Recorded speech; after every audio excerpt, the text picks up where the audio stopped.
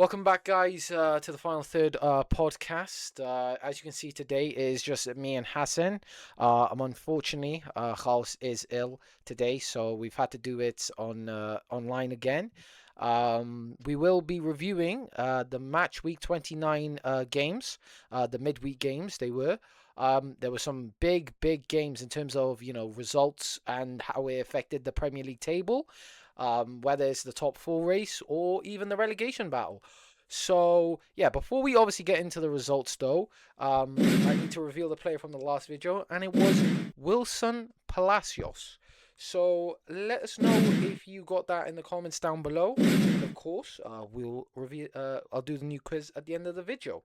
So now that that's out of the way, let's begin with the first game of the match week, and that was a 0-0 draw between Bournemouth and Brentford. A pretty boring game, realistically, in terms of the result. However, Bournemouth, had a lot of opportunities to win this game. To be fair to them, and they just didn't take that opportunity.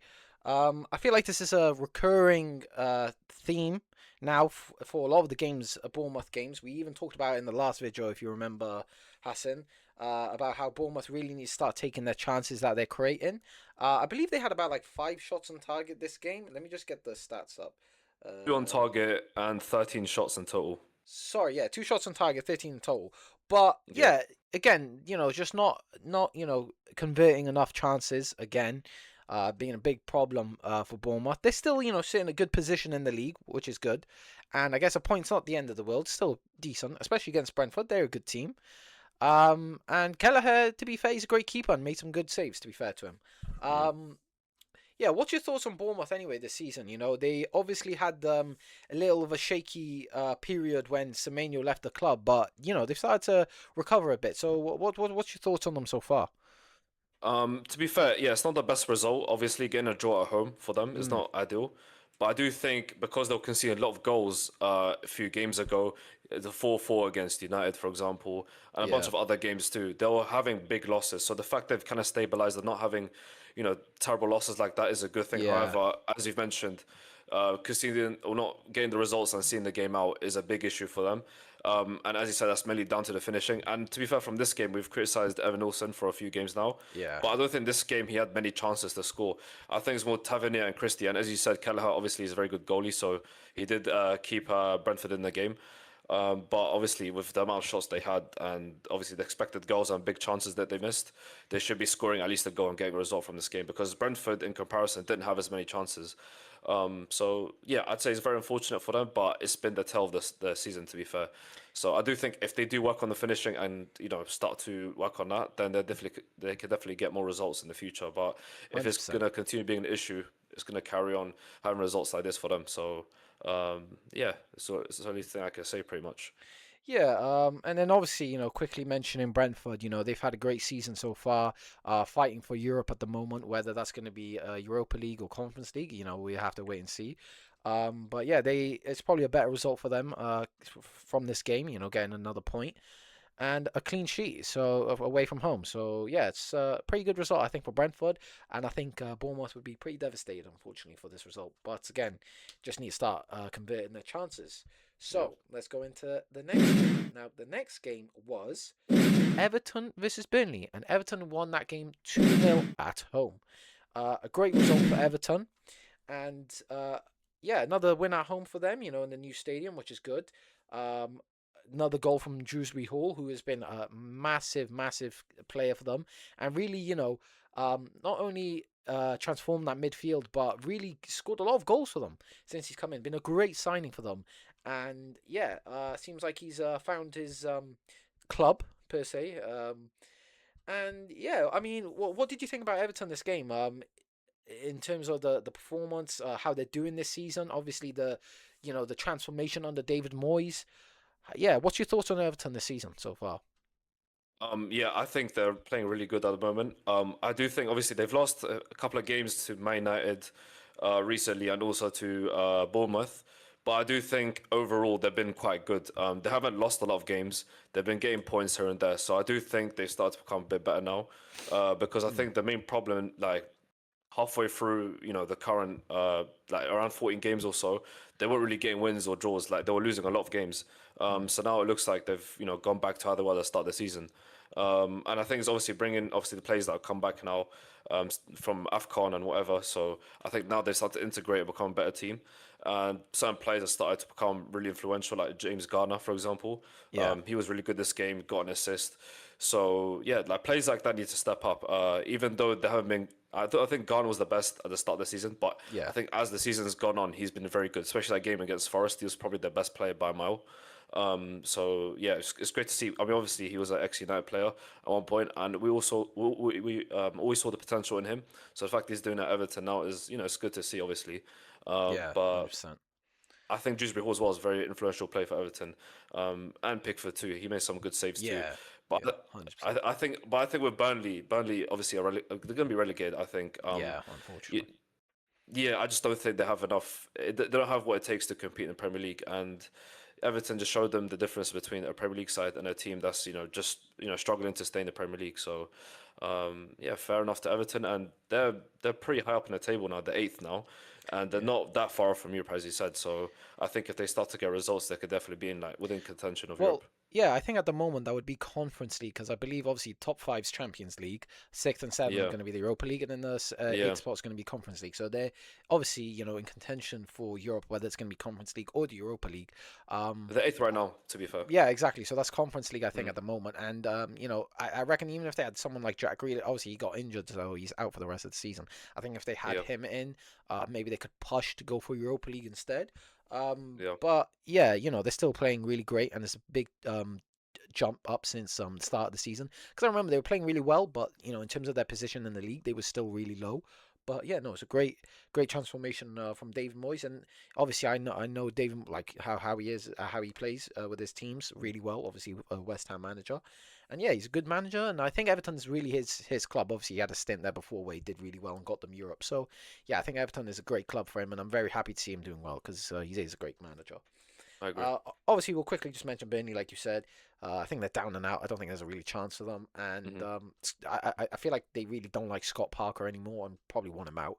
And I can't really blame him because he's one of them. He's a specialist in getting teams into the Premier League, but not keeping them there, and that's Yeah. a bit unfortunate for them. But yeah, let's move on to the next game then. So the next game was, give me just 2 seconds. It was Leeds versus Sunderland, and Sunderland getting a 1-0 away win against Leeds, which massive result. And I know there was a couple controversial moments in that game, which we'll talk about against Leeds in terms of decisions and stuff like that, the penalty especially. So yeah, let's get into it. First things first, I think there was I can't remember if it was with the pen or if there was a pen that didn't get given against Leeds or something like that, but I I don't can't remember really to be remember. honest. Yes, I don't Yeah, really remember too much about the game, but I just know it was probably really devastating for Leeds because they played really well in this game. They did score a goal that got disallowed for yeah, offside, which is pretty unfortunate. Um, and yeah, no, they did play really well. To be fair to Leeds, and they've been playing well all season.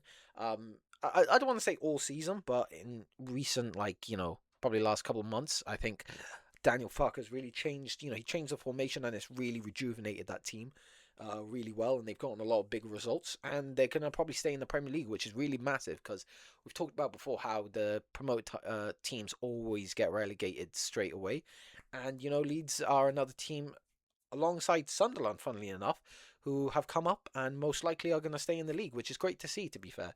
Um, Obviously, massive result for Sunderland. I don't know, where's Sunderland in the league? Give me just 2 seconds. I believe they are. yeah. 11th. They are 11th. Oh, they are Yeah, quite far away from any of the European spots because they are about. Oh, yeah. actually, wait. Never mind. I got the wrong thing. No, the points. Yes, the about 3 points off conference league and 4 points off Europa League at the moment. So, to be No, fair to not them, terrible. yeah, not too far off, and that win would have been a massive win for them. In terms of Leeds, they are currently 15th, so it's just another. It's unfortunate because they just want to get as far away from the relegation zone just to feel comfortable, knowing that they're not going to get relegated. But I think they're pretty safe if I'm being perfectly honest, and I think they will get a couple more wins down the line that will keep keep them secure in the Premier League.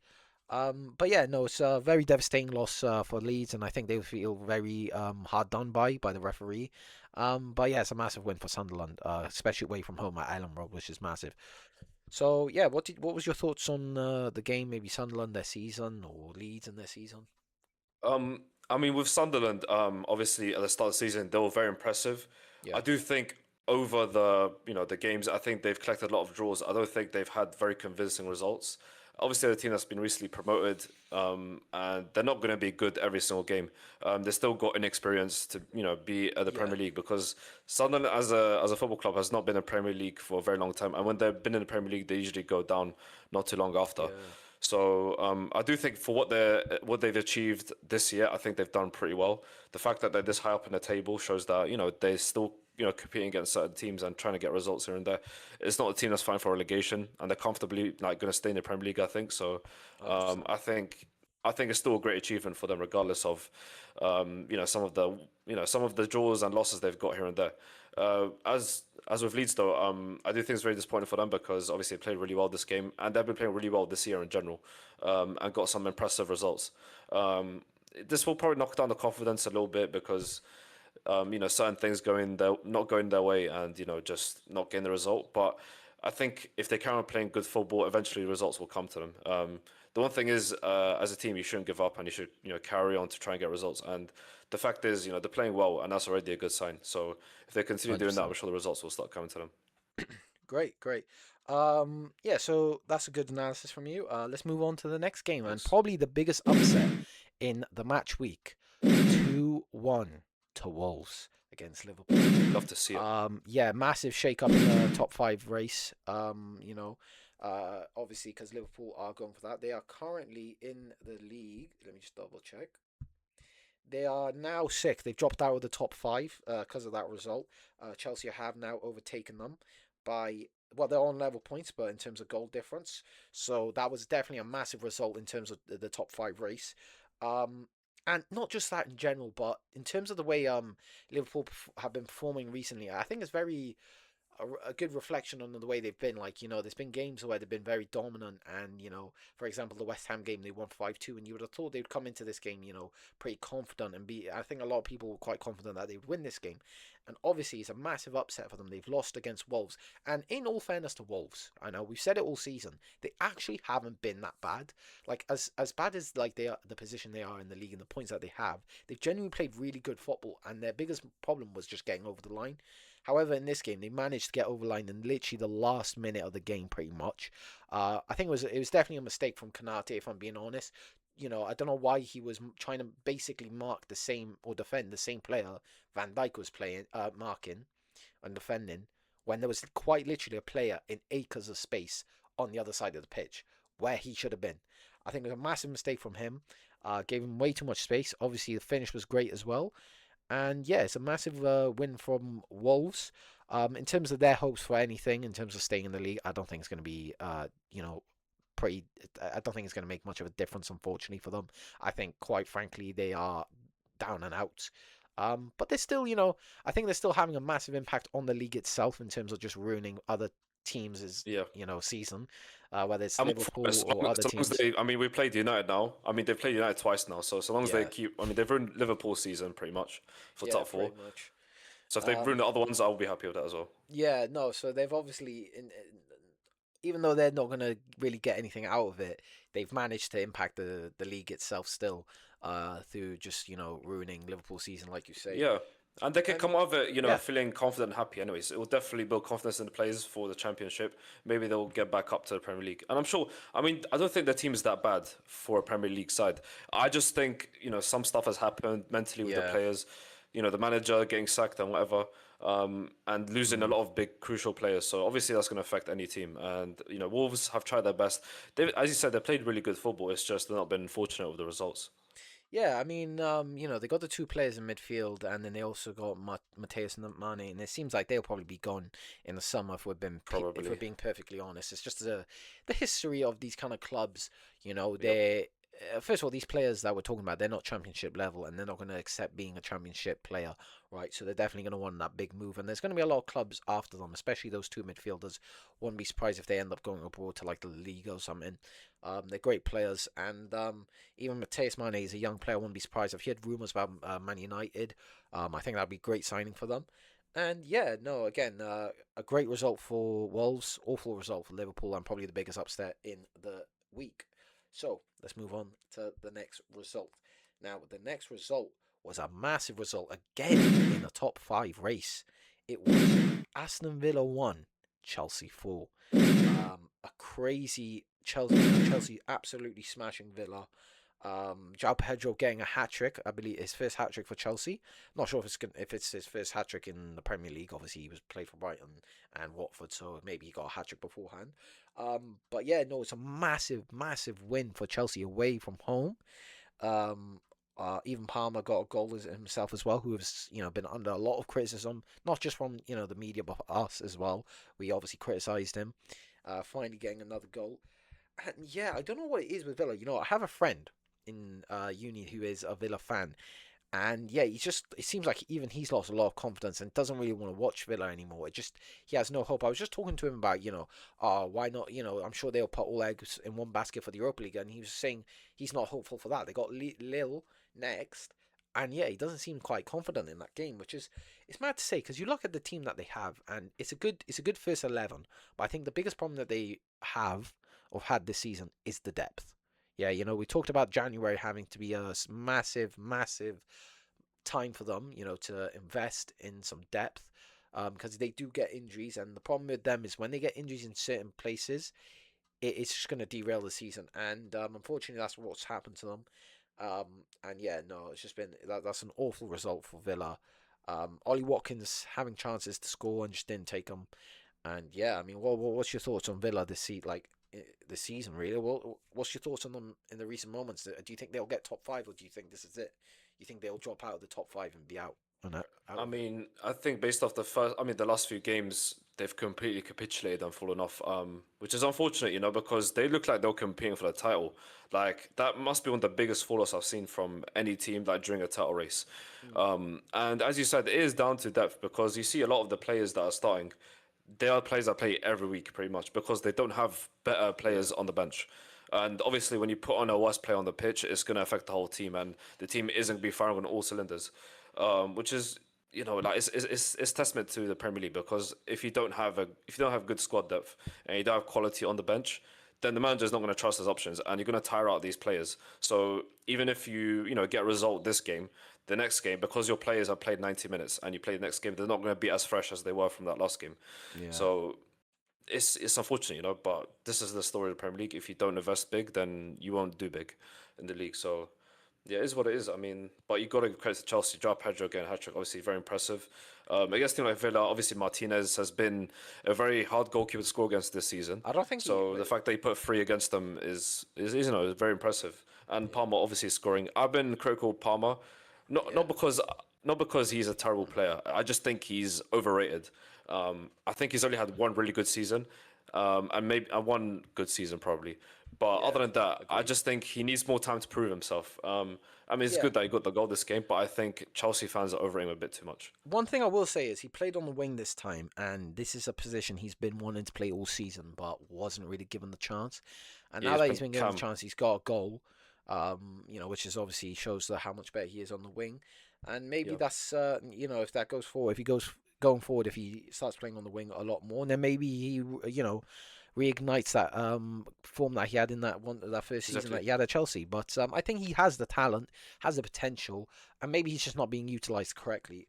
But yeah, no, it's a good game from him. Great game for Chelsea, and a massive game for the top five race. So yeah, let's move on to the next game. Give me 2 seconds. And the next game was, if it wants to load, yes, it was Brighton 0, Arsenal 1. Another big win for Arsenal, especially considering City dropped points this week, so they've furthered the gap at the top, which is a bit unfortunate for a lot of fans because none of us want Arsenal to win except for Arsenal. Indeed. Yeah, to be honest, I don't want to say it was. Probably was a bit controversial game. Obviously, I saw something about like there was only 32 minutes of actual football or something. Something like basically they wasted like 32 minutes time wasting. Arsenal obviously Rye kept going down so that they could get team talks from Arteta. I think it's pretty disgusting. Even the manager, Red Bull. Brighton manager, came out and uh what's the word, like talked about it and kind of criticized it big time Mm. and was really heavily against it and said, is this football? Do you want, I was kind of just criticizing Arsenal for the way they play football and was saying, if they win the league, essentially, it's probably the most boring team to win the league. Mm. At the end of the day, Arsenal fans won't care, and you can't really blame them for it. At the end of the day, you win the league, you win the league. It doesn't really matter how you do it. Yeah. Do we wish? Mm. Would you hope for it to be, a good style of football? Of course you do, but sometimes you just gotta do what you gotta do, and Yeah. Well, give yeah. credit to Title's them a for what title. they're doing. Yeah. But it is sad to see the fact that like no offense to Brian, they're not doing great this season, and the fact that Arsenal have felt that the need to time waste against them just shows that maybe they still don't have the mentality to be that top team. Yes, they're gonna possibly win the league, and they're obviously technically on for the quadruple.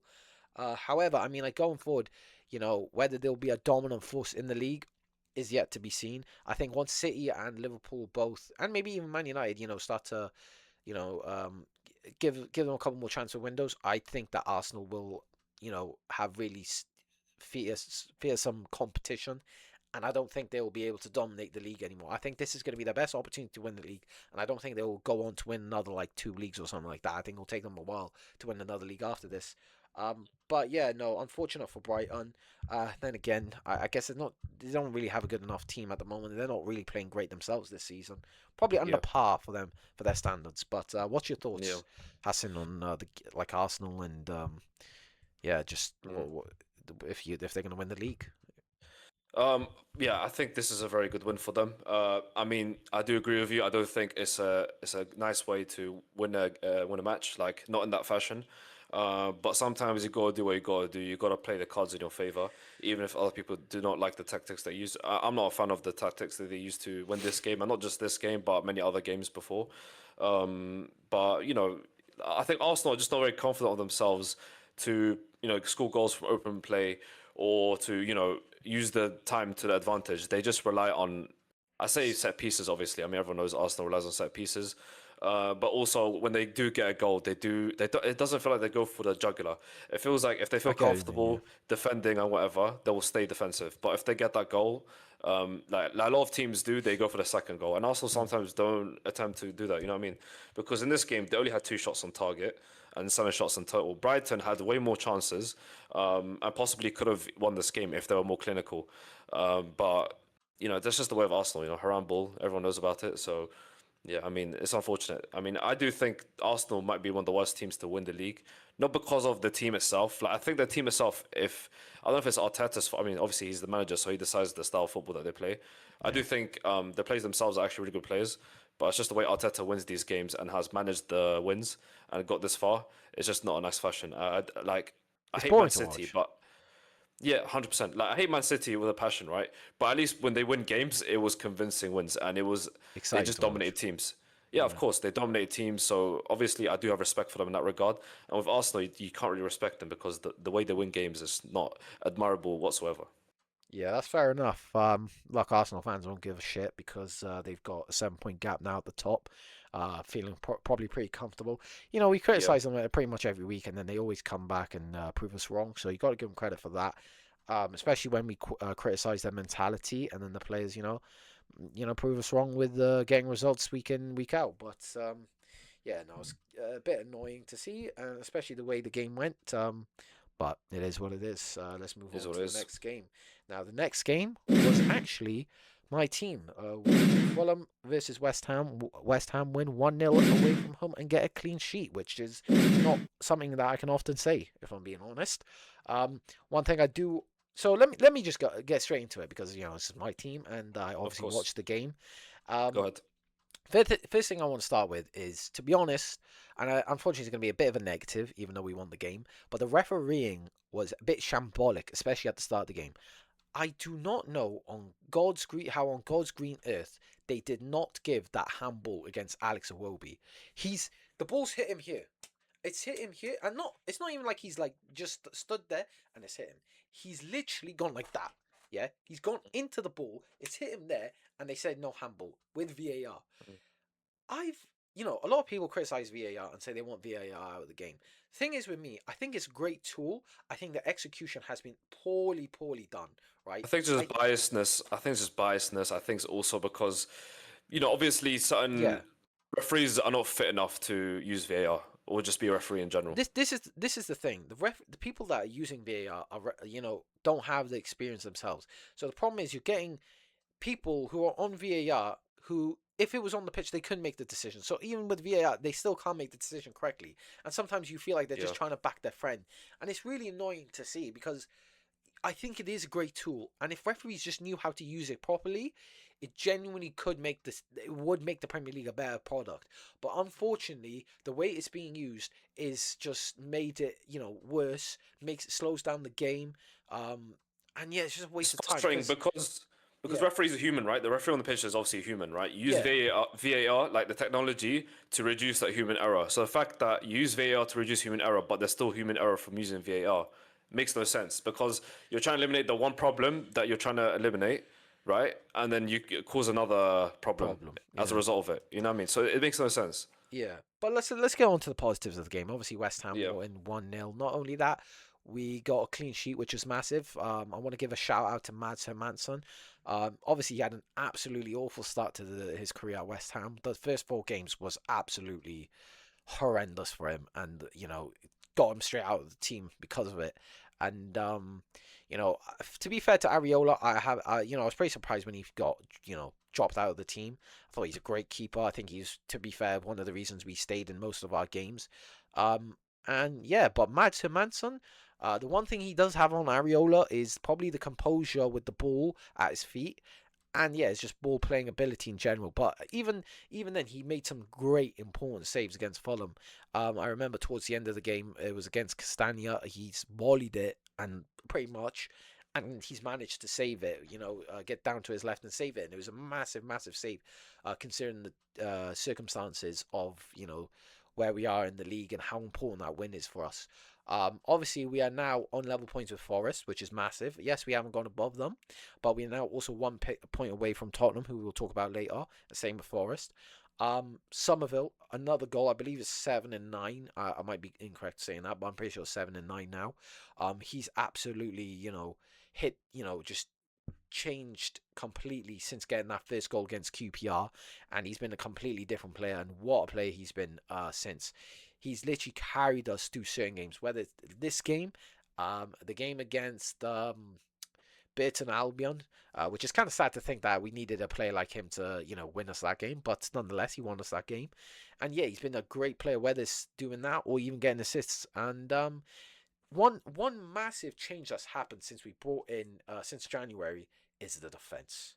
Oh my god, it is so refreshing to be able to have a bit of confidence in my defense. Before we got the Sassy in, I genuinely thought every time that opposition was attacking, that it was going to be a goal or it was going to be a chance. But now that we've brought in the Sassy, it's completely transformed that defense, and I'm genuinely comfortable whether it's from corners or whether it's from attacks from the opposition. But yeah, it's so nice to see. And it's a massive win, and it's more momentum going forward. Especially because we got some hard games. I believe we've got City next in the league, so that's going to be a very difficult game. So yeah, hopefully we get something out of it. Might be very surprised. But yeah, it's a massive win, and especially in terms of the relegation battle. But what's your thoughts, Hassan, with Fulham? Considering I've talked so much about West Ham. I think they didn't play a terrible game, but I think at home they should do better.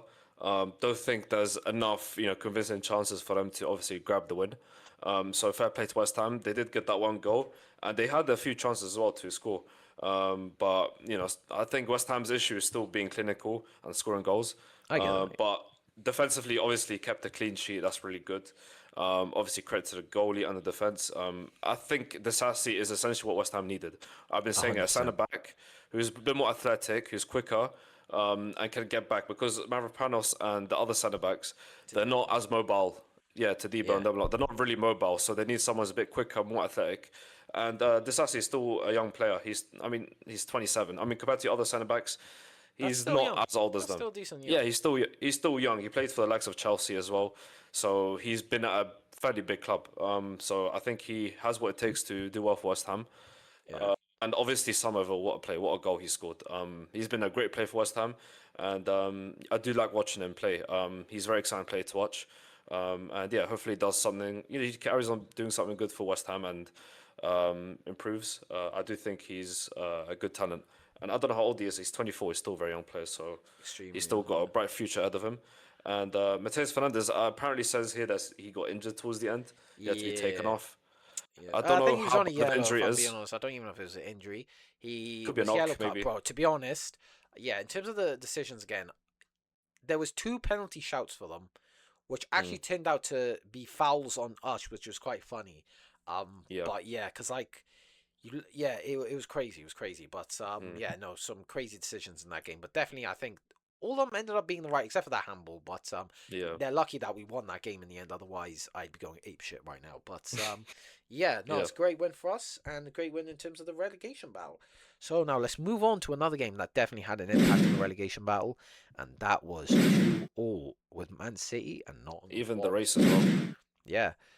Obviously, in terms of the title race now, looks City have now fallen Looks back bleak. by more points. It's now a 7 point gap, like I said when we talked about the Arsenal game. And yeah, I mean, look, great win for Nottingham. Sorry, great draw for Nottingham Forest in terms of keep giving them hope to hopefully stay in the league. Um, I know they're now still on level points, so it's not necessarily ideal, but we're both 1 point behind Tottenham. We'll talk about Tottenham later.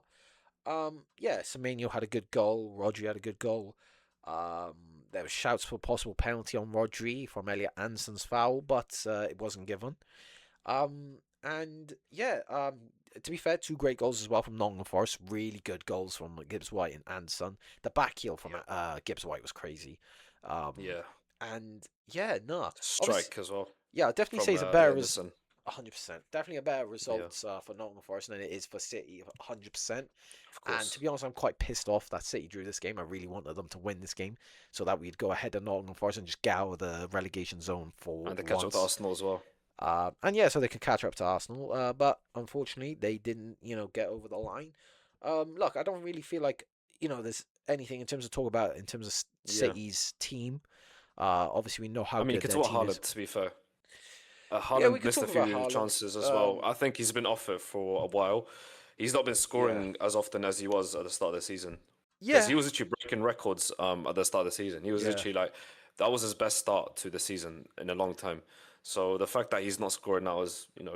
I mean, obviously, you look at his stats, it's still ridiculous. Like 22 goals and 7 assists already, which is still insane. But Insane. to You can Haaland's pull it level, off. we Yeah. expect better. You know what I mean? Yeah, it's insane to say that, especially when you talk about the stats that he has. I Yeah. think the reason this has happened to him though is because they've changed the way they've been playing since the start of the season. They're not relying on just him. Because of the players that they brought in. They brought in Semenyo Yeah. and a couple of other players, and it just completely changes the way they've played. Hmm. At the start of the season, I think because of who they had available, that's how they had to play to cater to Haaland because that was the only way they could win games. However, Hmm. now because they got more players, they've been able to change the way they've played, and it's benefited more players because they've like for example Semenyo, he's probably going to be the signing of the season if I'm being honest. I know you signed in January, but the way he's playing, honestly, I think he'll end up being possibly the signing of the season. If they somehow win the league, then he definitely is the signing of the season. I'm not hearing it because to be able to carry them into the Premier League title essentially, if it happens, then you got to give credit to him because he's been so um, good just Then for I knew Man he'd be City. good. I knew even though City's already a good team without him, I knew that he'd be a very good player for them because for Bournemouth he was he's unplayable. Yeah, So yeah, the fact that he's thriving in a good team is just a testament to how much of a good player he is. Like he doesn't feel out of character being in a big 100%. team coming from Bournemouth. So you Yeah, gotta give credit to that. yeah. One last question for this game: do you Yeah. think Nottingham Forest will survive the Premier League in the I Premier think that's League? a very tough question. I do think there are. I mean, obviously, there's a few teams in contention of fighting out for relegation. West Ham, Forest themselves, Tottenham, and Leeds. Um, I mean, who knows? I mean, anything can happen in football. But I do think that with Nottingham Forest, like how do I say, it's unstable situation in the Yeah, recent like weeks yeah, I and get you. months. I do think that might come back to bite them if they don't, look back on the past and whatever, and they continue to look at it, game by game. I do think they have a chance of staying up, but it like depends on other teams as well. It doesn't just depend on themselves. So yeah, we'll have to see. To be honest, it is very close. Yeah, that's great. Let's move on to the next game, and the next game was Hassan's team, right? Yeah. Yes, So it United and was a Newcastle. 2-1 win for Newcastle against Man United at home, obviously. They had a red card as well, Newcastle at half time. Look, obviously it's your team, so I'll let you talk about it a bit more than myself. So yeah, go ahead. What's your thoughts on the game? Uh, Very frustrating game. I don't think we played well in the first half. I mean, even the second half. Sorry, not even the first. The first half, like I think we were better because Yeah. obviously we didn't concede two goals. I mean, I think they did score a penalty. I mean, it's a very Yes. silly challenge from Bruno Fernandes. But yeah, we were just not good at all. I think substitutions were not good either. No, I get Shaw was probably on a yellow card and feeling a bit exhausted. But Malacia as a left back, look, he's been out of it for a very long time. He's been playing with the kids as well, so I don't think he's good enough to play for United. Even as a bench player. So yeah, it's just a very frustrating. Midfield was immobile. Obviously, Newcastle's midfield is very impressive. Tonali, Joelinton, Ramsey. I mean, Ramsey did get sent off. I mean, deservedly so for that dive. Yeah. But I think we should have capitalized on that red card. We didn't do that, and we did score a goal. But I think it's a bit too late for that, and we just didn't really try. I mean, obviously, I think Ramsdale had a very good game. Some of the saves he made were excellent. Like the Yeah. one from Lenny Yoro, the one from who was it? Xerxes. Xerxes, Cunha. There's many Yeah. chances where he could have scored two or three more goals. But that goal that they scored, I mean, fair play for the finish. But Oh, what a I think finish. but I Yeah. think like it's been a problem with us with our fullbacks. I said we need to invest in fullbacks because they're not good enough. Like you see, Malacia, he's just switched off. He's not near the play Yeah, I don't whatsoever. know what the hell was going on He's just there. he's just ball watching. I know you can't really blame Maguire because he's meant to cover for him, right? The Yeah. fullback's meant to go and engage in the tackle and actually get to the player. But he was just afraid of him. I don't know if he had some like electromagnetic repulsion or something, but he just wasn't getting close to him, right? So it was so frustrating to watch. But fair play to them. Fair play. I don't think Newcastle are the better team. I just don't think we were good enough. And yeah, it is what it is. Can't really say much other than just it's frustration, and it shows that we're not the team everyone thinks we are. We had that little boost from getting Carrick in, but I do think I still think we're not there, and people need to relax. Yeah, look, United's next game is Villa. So you'll see how that goes. It's obviously a massive game in the top five race. Obviously, it's Of a course. massive loss in the top five race as well because you guys are third and you are above Villa now. Um, Yeah. I do think you guys will be okay in terms of that. I mean, third, you are playing good. It's one loss. It's not the end of the world. It's going to happen. You can't expect to win every game. Yeah. Of And course. like you say, Newcastle did play really well. I know they got that Mm. red card. Yeah, I guess you didn't take advantage of it. But like you say, you have a couple of players out. I mean, Dorgu's injured. Luke Shaw got a bit injured, so he had to come off. Yeah. So Malacia has to come on. He's Mount awful. as well. Mount as well. Like you know what I mean. I think when Delict. when you Yeah. have your fully fit team, you'll be able to win most of your games, and I think you'll be all right. Yeah. And yeah, and then there's obviously the other teams in the top five race who are just not doing great. So I think United will be all right in that sense. And for Newcastle, it's just a massive win. I mean, let's be Hopefully. honest, they're not really contending for anything, if I'm being honest, except for staying in the Prem and probably finishing Hmm. mid-table. So it's a good win, but doesn't really impact them in that sense in terms of maybe get Europe possibly, but Yeah. we'll see. Anyway, let's move on to, I believe, the last game of the match week, Yes. and it was Spurs 1, Crystal Palace 3. And Spurs also got a red card this game. Whether it's a red card or not, let me know. But yeah, no, it's a massive, massive loss for Spurs, and it's another loss again. And oh my god, it's just awful. It's worse. It's getting worse and worse and worse. They bring in a new manager, hoping there'd be a new manager bounce, and it's just gone worse. Um, I mean, I don't even know where to begin with Spurs. The mentality's not there. The talent's not there. Um, the effort's not there. Nothing's there right now. Genuinely feels like you're just watching a League One team play in the Premier League, and it's kind of sad. It's just crazy to think that Spurs could be a Championship team. I know people have been saying like, imagine West Ham Stadium in the Championship. Imagine Spurs' stadium in the Championship. Yeah. Yeah. That's insane. Do you know how insane that is? Like, One of the best stadiums in the I'm world pretty as sure it's well. like a Literally half-built worth, stadium, bro. Like, yeah, worth like what? hundreds of millions. Yeah. In the championship would be insane. But yeah, what's your thoughts on Spurs? Do you think they'll get relegated? Do you think they'll be are they favourites to get relegated? And yeah, do you think they could survive? What's your thoughts? Based on current form, they are definitely the favourites to get relegated. Other teams that are fine out of 18th place. Their form has been horrific. They brought in a manager as interim.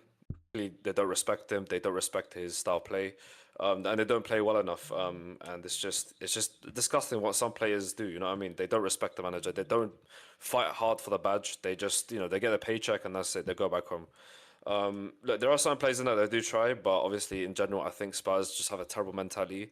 And yeah, I mean at home especially this whole season they've been awful at home. And you expect teams to try hard at home, but I honestly think even away they play better than at home. I don't know if they hate their fans or hate their own stadium. At this point, if they get demoted to the championship, they should just sell tickets for free. The fact you're making your fans pay for championship tickets as a once Big Six team is ridiculous in my opinion. Yeah. But you got to give credit to Crystal Palace. Wharton, what a player, 2 assists, and Sarr as well. Sarr's a great player. Ismail Sarr's been doing it. He's been doing it for Watford, and when he came to Crystal Palace, he's been a very good player for them. So you got to give credit to him. I think he's a very good player, and I think when he was injured or after AFCON, Crystal Palace were not the same team, and it clearly shows in this game. And Strand Larson, new signing, scoring a goal. Good goal for him. Very Yeah, important for him too. I think we have to apologise to Strand Larson, to be honest, because I don't think we gave him any hope in terms of going to Crystal Palace and doing anything really. Yeah, And he's been yeah. brilliant I for put my Crystal hands up. To Palace. be fair, I'm So sorry. we'll put our hands up and apologise to him Yep, because he's been a great signing for Crystal Palace. In terms of like 100%. Ismail Sarr, I've given him so much praise this season. I've always loved that kind of that player ever since he was at Watford. Thought he's a great player. And he's showing it now at Crystal Palace. I think he's doing so well that I wouldn't be surprised if he did move on himself as well. And yeah, I mean it's going to be a crazy transfer window for Crystal Palace in the summer. I think they really need to put all eggs in one basket for the Conference League, so that they also have Europe next season and win a trophy again. And gives them the opportunity to rebuild in the transfer in the summer. So yeah, because they're a great team. Obviously, I think what's impacted them is the fact that Oliver Glasner made the statement that he would leave in the summer. Yeah, Really early on, which I think really impacted the mentality of the players, and because and the they pace know they that left he's not as going to well. be there. Yeah, exactly, because they know he's not going to be there in the summer. So Yeah, why yeah. they why should you play for a manager like that? But Mhm. they played really well in this game. Obviously, in terms of staying in the league, I think they'll be okay. They don't look like they'll get Europe through the league. However, if they can just put all eggs in one basket for the Conference League, win that, then I think it'll be still a pretty decent season for Yeah, Crystal Palace, and it gives them the opportunity to rebuild. And yeah, I mean, do I have to even talk about Spurs? Looks like they could get relegated. I think it will be the worst season in Spurs' history by 200 country miles, because what not history do they only are have, they anyways? literally the thing is, you got to talk about this. It's not only the fact that they're going to get relegated possibly, but Arsenal are also going to win the league.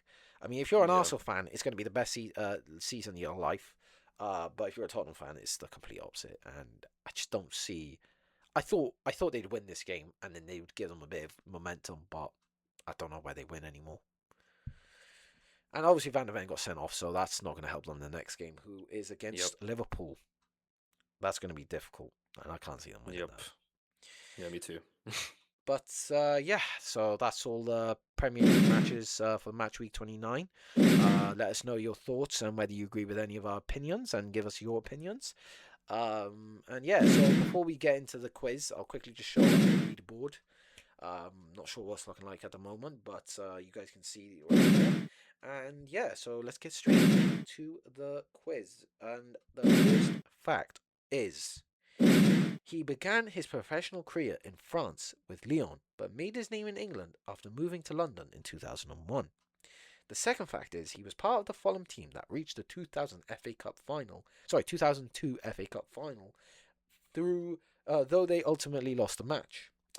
Third fact, despite being an attacking midfielder with excellent technical ability, he was never capped by the French senior national team. Fourth fact, he later moved across London to play for Tottenham Hotspur, where he became known for his work rate and versatility in midfield. And for the fifth and the final fact, after leaving Spurs, he had a short spell at Sunderland before briefly retiring and then returning to football in France. So let us know if you know who that is down in the comments below, and of course I'll reveal him at the start of the next video. Now that that's done, do a quick little outro. Thanks for watching, guys. I hope you enjoyed the video. Again, if you disagree with our opinions, put your opinions down below. And yeah, so thanks for watching. Like, subscribe, and turn on your notification bell so you can get notified when we upload. And we'll see you in the next video, guys. Take care. See ya.